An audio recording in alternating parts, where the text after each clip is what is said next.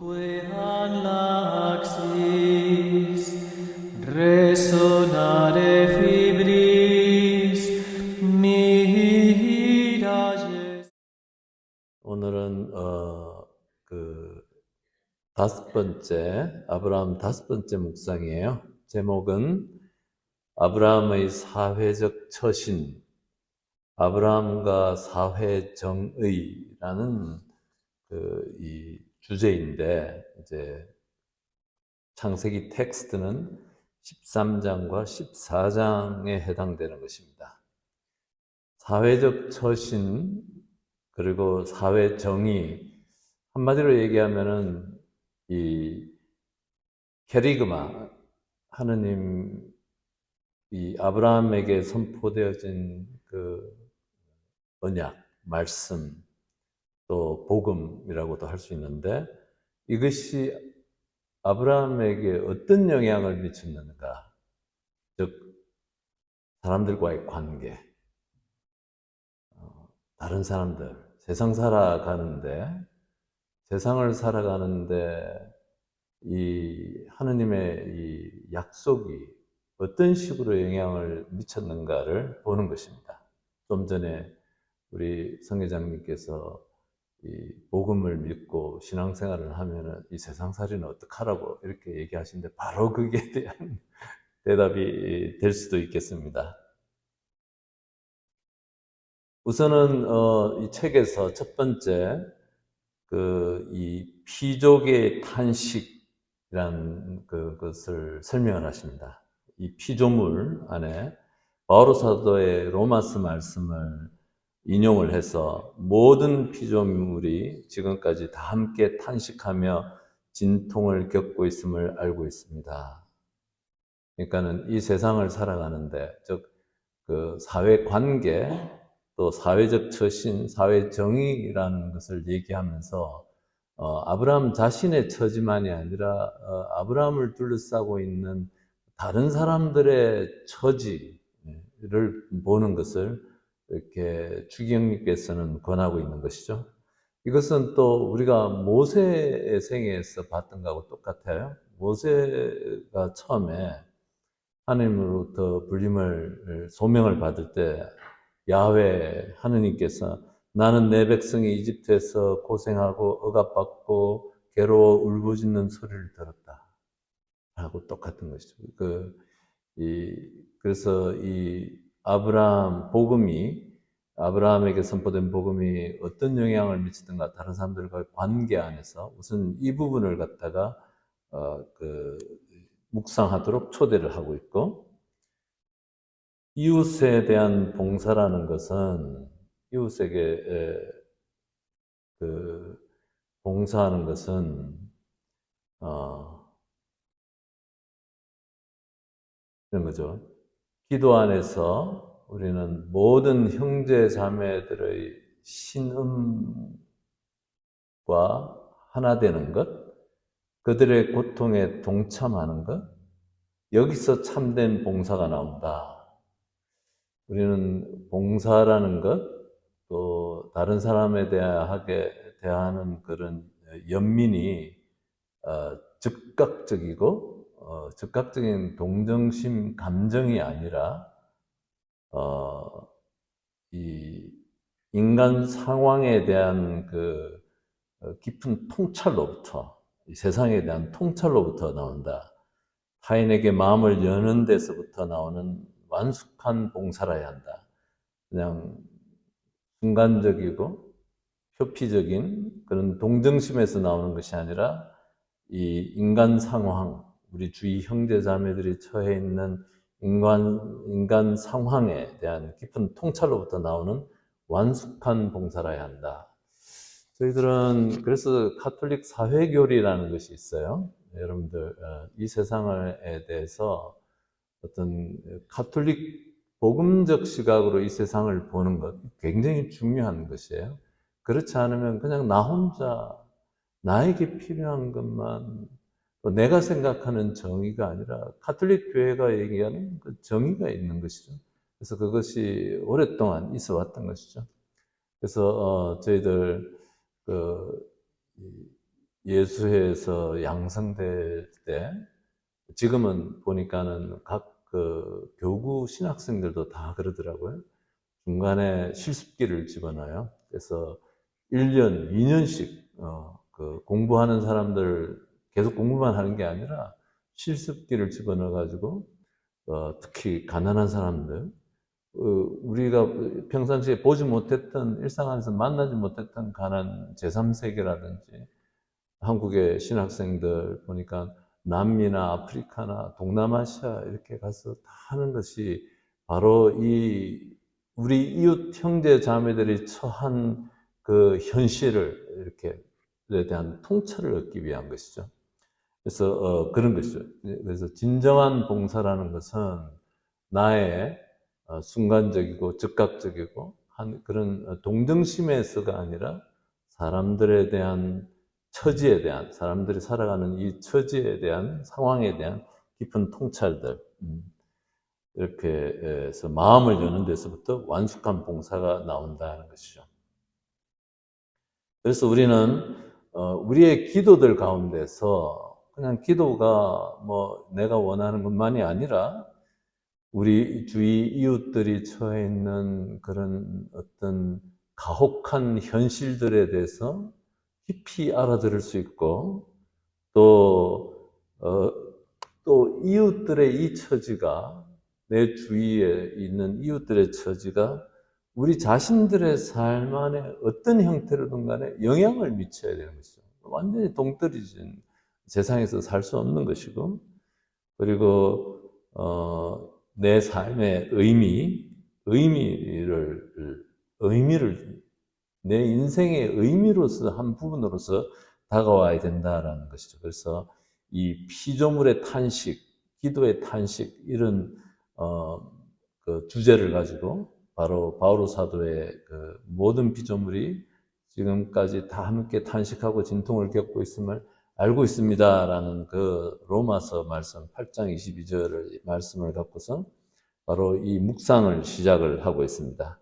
그래서 아브라함의 생애 전체가 우리들 모두와 똑같이 비슷하게 한때는 광명의 순간이 있고 한때는 나약함의 순간이 오고 이렇게 반복되면서 점차 느릿느릿하게 하나님께 대한 그런 지식을 향해서 나아간다. 이렇게 첫 장을 그렇게 시작을 하시고요.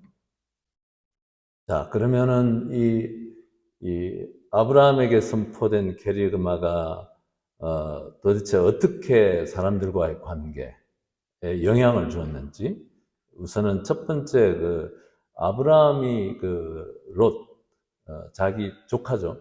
같이 고향 땅을 떠나올 때 같이 떠나왔던 그 조카와 땅을 나누는 사건이 있죠. 여러분들 다 기억하는데, 거기에 창세기 13장 1절에서 18절까지 말씀인데, 이 아브라함의 관대함을 볼 수 있겠다는 것이죠.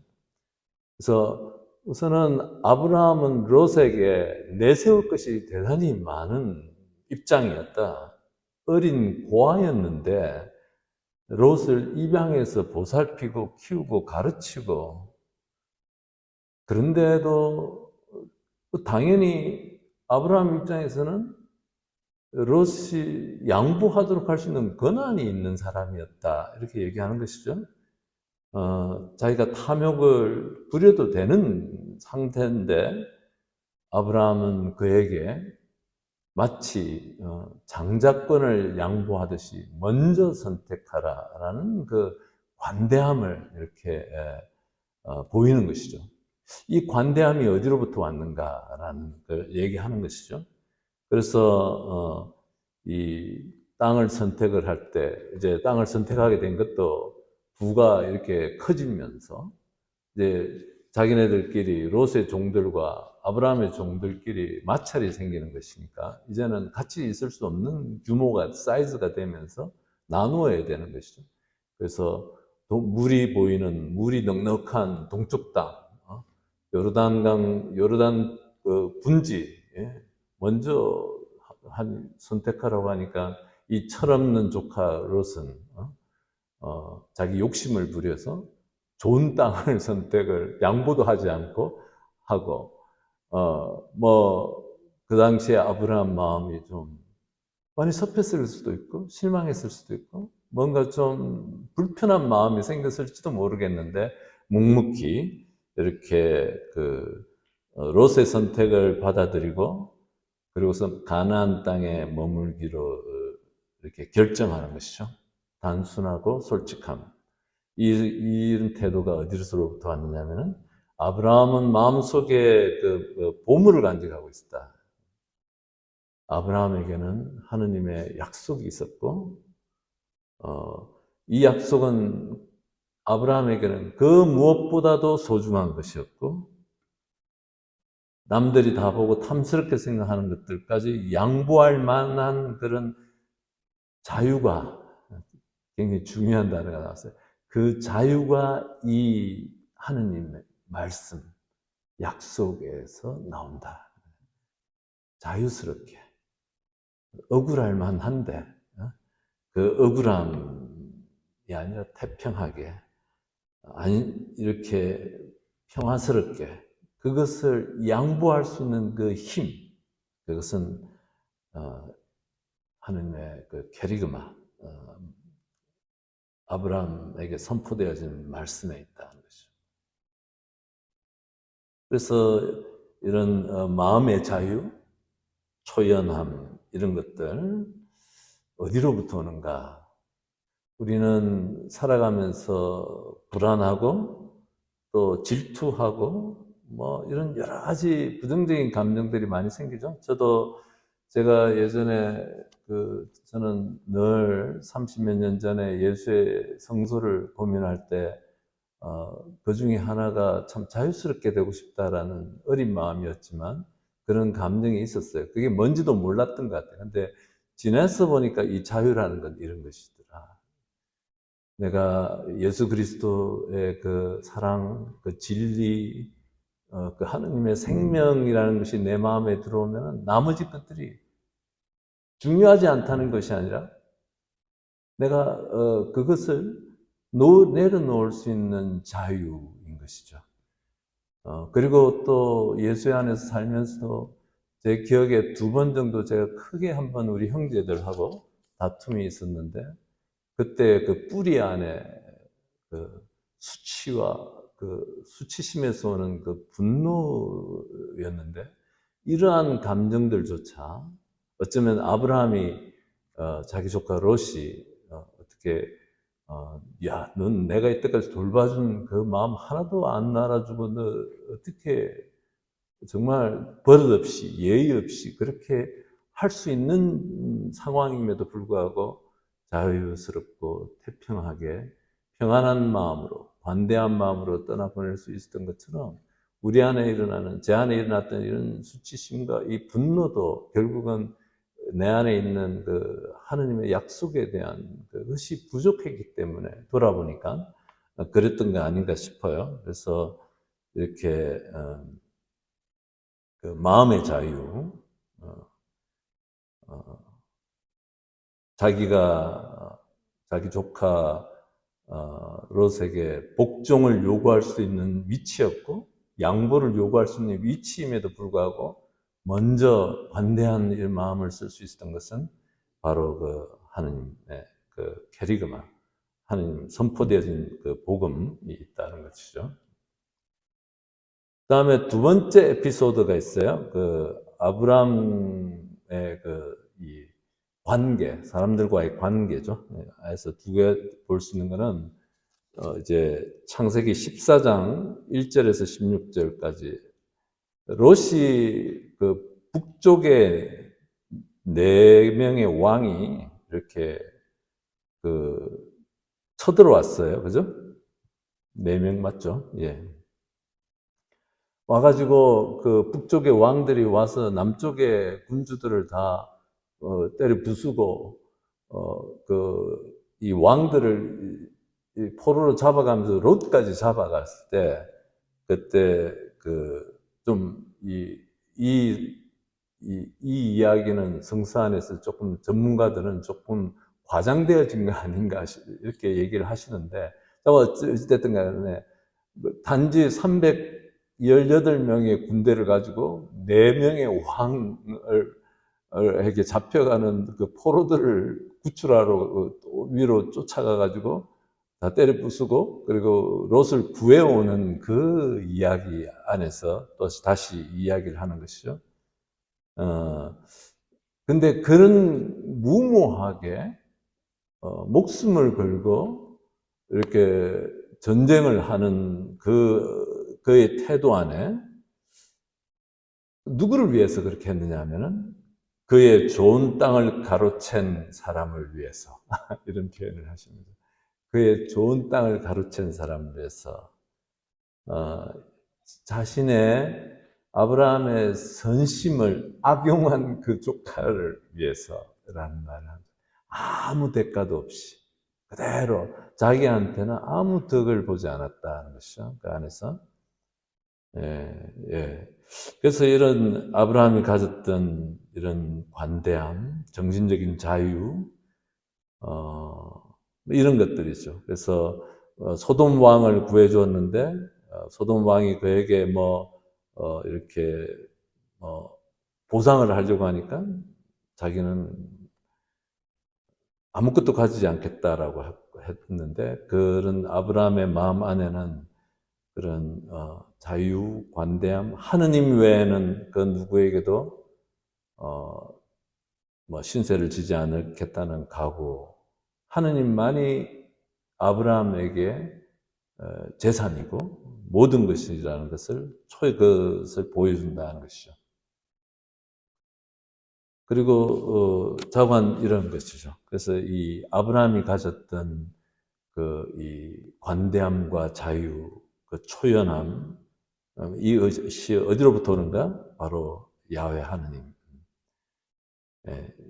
그러니까 하느님이 그에게는 재산이 되었고, 바로 이 하느님과의 그 우정, 하느님과의 우정이 다른 일체의 어떤 것보다 소돔 왕과 맺을 수 있었던 그런 인간적 어떤 관계보다도 더 앞선 것을 아브라함이 보여준다는 것이죠.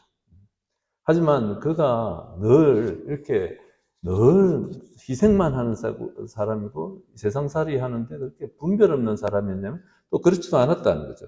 자기랑 같이 그 전쟁에 나갔던 그 사람들을 위해서 몫은 챙겨주었다는, 자기 것은 안 챙겼지만 같이 갔던 사람들의 몫은 또 챙겨주는 그런 배려를 할 줄 아는 사람이었음에도 불구하고 자기 것을 챙기지 않았다 이렇게 얘기하시는 것이죠.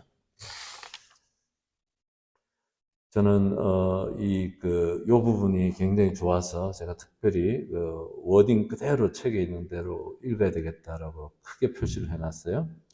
캐리그마가 아브라함에게 낳은 결과를 묵상하며 우리는 그리스도께 대한 지식이 부유해지면 부유해질수록 무질서한 욕망의 권능에서 점차 자유로워짐을 느낀다.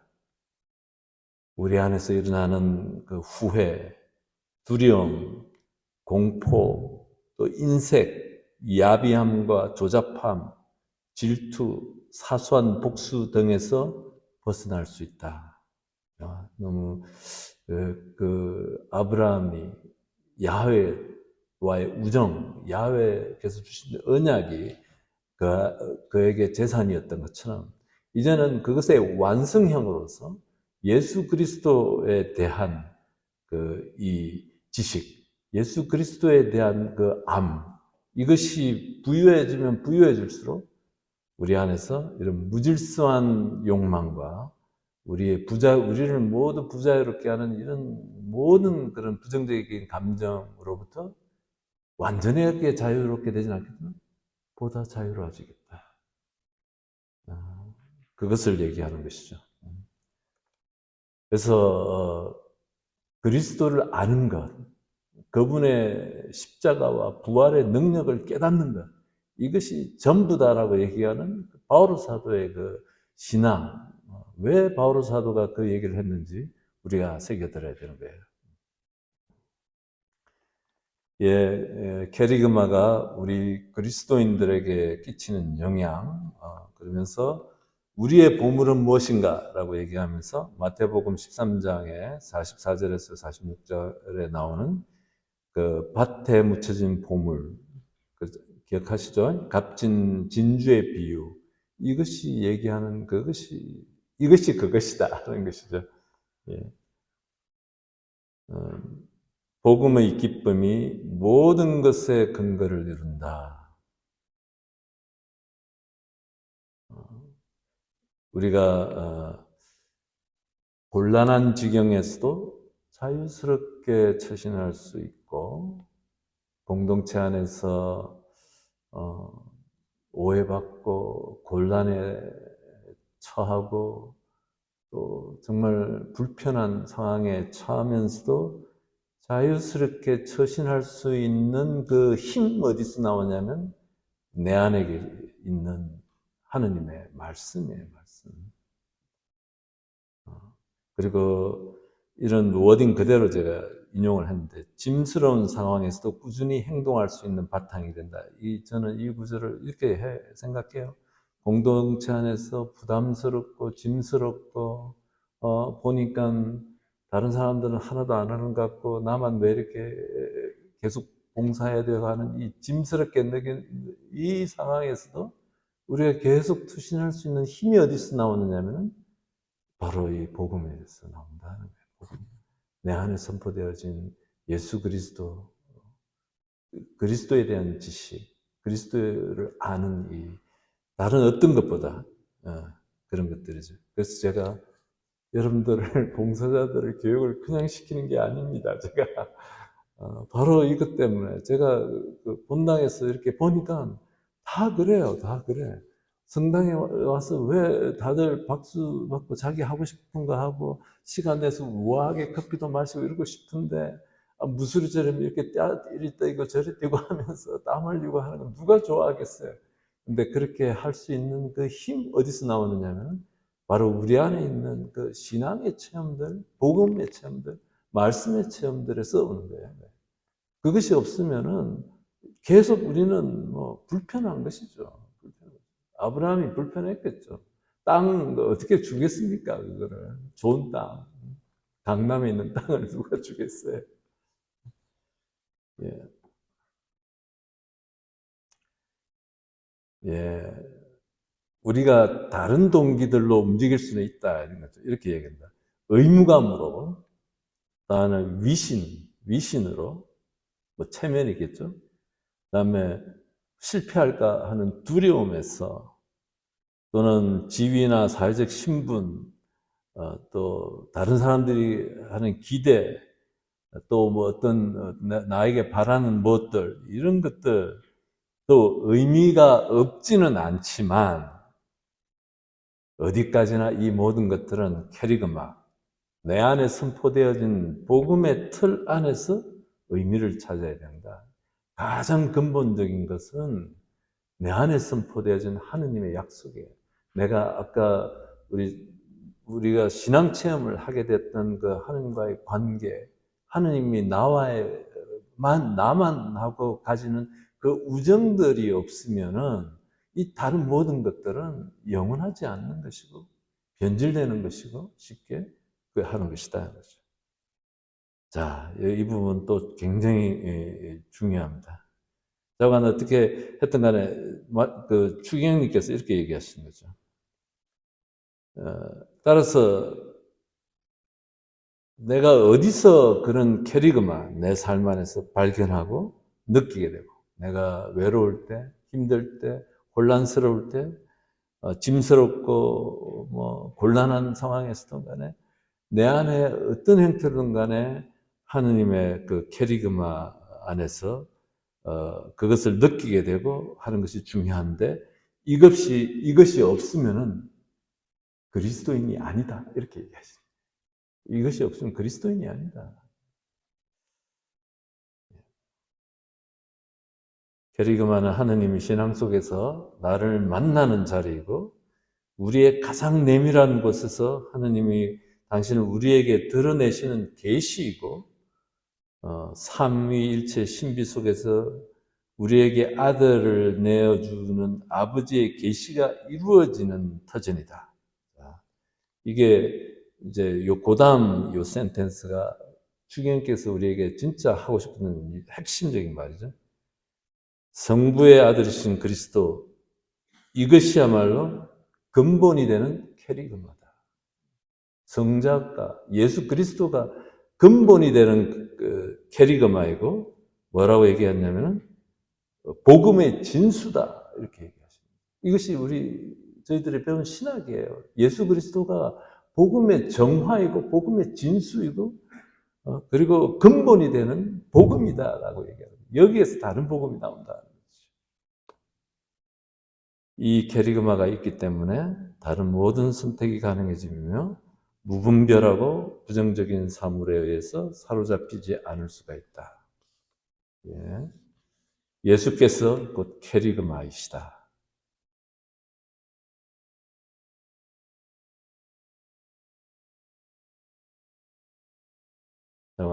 여러분들 책을 읽어서 보충하시기 바랍니다. 자, 이 말씀도 저는 여러분들이 기도하셨으면 좋겠어요. 우리가 다 아는 얘기인데, 근데 너무 심오한 이야기예요. 뭐냐면은, 예수 자신이 성부께서 완전히 내어주시는 재산이시고, 철두철미하게 삶으로 옮겨놓은 복음이시며, 성부의 사랑의 선물이시고, 내어주시는 사랑, 곧 하느님이시다.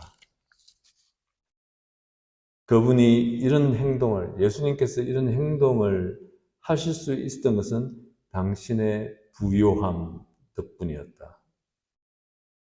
캐리그마가 부요함을 주고 무조건 베푸는 사랑이신 하나님 부요함이 바로 이 캐리그마다. 우리가 이 고린도 후서에 이 말씀이 있잖아요. 그분께서는 부유하시면서도 여러분을 위하여 가난하게 되셔 여러분이 그 가난으로 이제 부유하게 되도록 하셨습니다. 이 유명한 사도 바오로의 이야기. 부유하시면서도 가난하게 되셨다. 가난하게 되신 힘은 바로 그 성부의 사랑이시고, 그리고 가난하게 이제 되신 그분이 이제 우리에게는 캐리그마가 된다. 이 말씀을 하시는 것이죠. 우리를 부유하게 하신다. 예수님의 그 가난함이, 구유에 태어나신 그 가난함이, 십자가에서 돌아가신 그 가난함이 이제 우리에게 부유함을 주시는 그 캐리그마가 된다는 것이죠. 그것이 바오로 사도가 선포한 복음입니다. 이 부분을 우리가 깊이 알아듣고 묵상하고 우리 마음속에 더 깊이 다질 수 있다면 우리에게 너무 좋은 이렇게 복음이 될 거라고 생각이 됩니다. 그러면서 여기 혹시 영신수련 겸손의 3단계 혹시 이렇게 좀 기억하시는 분이 있을지 모르겠는데, 영신수련에서 이냐시오 스님이 겸손의 3단계, 즉 신앙의 3단계라고 할 수도 있죠. 겸손이라는 것이 우리가 그냥 일반적으로 생각하는 그런 겸손이 아니라 이냐시오 스님은 첫째, 죄를 짓지 않는 것을 겸손의 첫 번째 단계라고, 두 번째 단계는 세상 만물에 대해서 indifference, 불편심이죠. uncomfortable이 아니라 indifference한 거예요. 모든 사물에 대해서 치우침이 애착 없는 상태. 이것을 이제 두 번째 단계라고 했고, 세 번째 단계는 나를 위해서 사람들이 그리스도를 본받기 위해 가난과 업신여김과 천대받는 것을 선택하는 겸손의 3단계. 너무나 알아듣기 어려운 우리 현대인들이 누가 이런 걸 좋아하겠어. 저도 정말 이게 무슨 뜻인지, 이건 도저히 처음에는 이게 엄두도 안 날 정도로 이걸 누가 믿고 이걸 기도하라는 게 어떻게 기도하지? 이렇게 됐는데, 지금은 조금은 알아들을 수 있지 않을까 싶어요. 바로 우리 안에 이 다른 것으로 부유해지면 다른 것들, 내가 천대받고 업신여김을 받고, 또 이렇게 가난해지고 하는 것들이 바로 예수 그리스도라는 그 재산을, 복음을 갖고 있기 때문에 어느 정도 내가 자유롭게 그것을 내어놓을 수 있지 않을까 하는 그런 희망을 가질 수 있을 것 같아요. 네. 네. 대충 이렇게 나누면 될 것 같습니다. 그래서 묵상 자료 1, 2, 3번 제가 이렇게 그냥 생각나는 대로 이렇게 좀 정리를 해봤습니다. 여러분들 참조하시고 이렇게 또 기도하시고 또 머물러 보시고 또 마음속에서 더 심화시키고 그러면 좋을 것 같습니다. 네, 좋습니다. 다음 주에 또 여러분들의 나눔을 또 듣고 또 우리가 다시 만나도록 하겠습니다. 영광속으로 마치겠습니다. 주님, 저희들 마음에 당신이 더 깊이 자리할 수 있도록 저희들 마음을 열어주시고 또 저희들이 당신을 더 깊이 갈망할 수 있도록 저희들을 이끌어 주십시오. 영광이 성부와 성자와 성령께 성부와 성자 성령의 이름으로